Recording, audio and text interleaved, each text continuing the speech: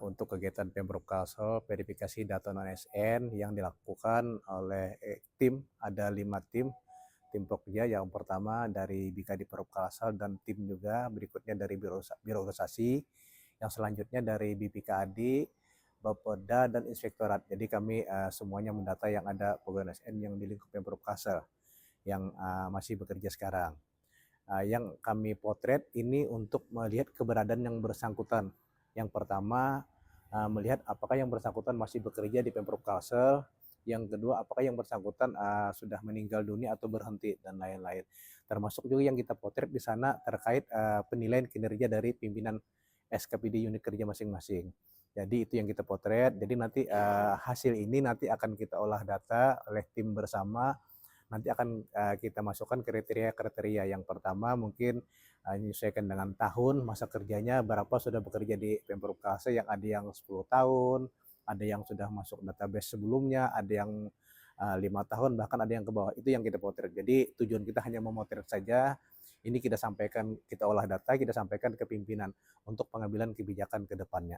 Benar, Pak Gubernur dan tim semuanya nanti bagaimana langkah-langkah untuk penyelesaian tenaga ASN ini. Jadi yang pasti kita lihat salah satunya arahan pimpinan juga, yang bersangkutan masih ada keberadaannya, dan yang bersangkutan disiplin dan kinerja tetap baik. Belum, tahapannya kita masih memproses. Nanti semua data akan kita olah, apa yang kita potret, apa yang kita dapat dari non-ASN kita di Pemprov Kalsel, apapun itu, ini tidak ada hubungannya dengan untuk pengangkatan P3K paruh waktu. Karena untuk paruh waktu pengangkatannya, salah satu syarat pengangkatan P3K paruh waktu, yang pertama masuk database BKN tahun 2022 kemarin. Yang kriteria kedua, yang bersangkutan ikut tes. Yang ketiga, yang bersangkutan ikut tes tapi tidak lulus, baik CPNS maupun P3K itu ketika paruh waktu. Tapi yang sekarang ini kita lakukan untuk memverifikasi keberadaan yang bersangkutan saja. Salah satunya keabsahannya, mencocokkan orangnya dengan SK-nya, termasuk juga kinerjanya dan lain-lain. Ya. Seperti yang saya sebutkan tadi, syarat paruh waktu yang pertama, satu, terdata database BKN tahun 2022 kemarin yang terlaksanakan oleh Pemprov Kalsel. Yang kedua, syarat paruh waktu yang bersangkutan database non-ASN tersebut ikut tes. Yang ketiga, ikut tes tapi tidak lulus, baik CPNS maupun P3K paruh waktu tahap pertama, maupun nanti tidak lulus ketika di P3K tahap 2 nanti. Itu kriterianya. Jadi paruh waktu itu database BKN 2022.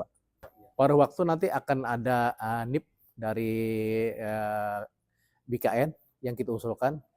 Syarat paruh waktu itu berdasarkan Permenpan RB 16 tahun 2025. Nanti di sana yang tidak lulus seleksi P3K tahap 1, tahap 2 maupun CPNS yang sudah masuk database BKN tahun 2002, mereka nanti akan diusulkan formasinya oleh SKPD ke Pemprov Kalsel, dalam ini BKD Pemprov Kalsel menyampaikan ke Kemenpan RB.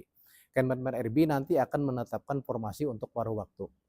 Selanjutnya setelah keluar dari Kemenpan RB, kita nanti menyampaikan pengusulan NIP-nya nanti kepada BKN Jakarta. Jadi Jakarta maupun regional sini baru keluar NIP-nya. Paruh waktu itu nanti kita selesaikan dulu, mungkin tahap tes yang kedua belum lagi. Tahap tes kedua P3K sekitar 17 April sampai 16 Mei rencana secara nasional. Itu belum ada perubahan sementara. Jadi antara tes P3K tahap 2 rencana di tanggal 17 April sampai 16 Mei rencana sementara. Tahap pertama ini yang sudah melengkapi berkas ke BKD dan kita sampaikan pengusulan NIP ke BKN, rencana 1 April rencana. Karena 1 Maret belum sempat terkejar, kita insya Allah 1 April kita usahakan.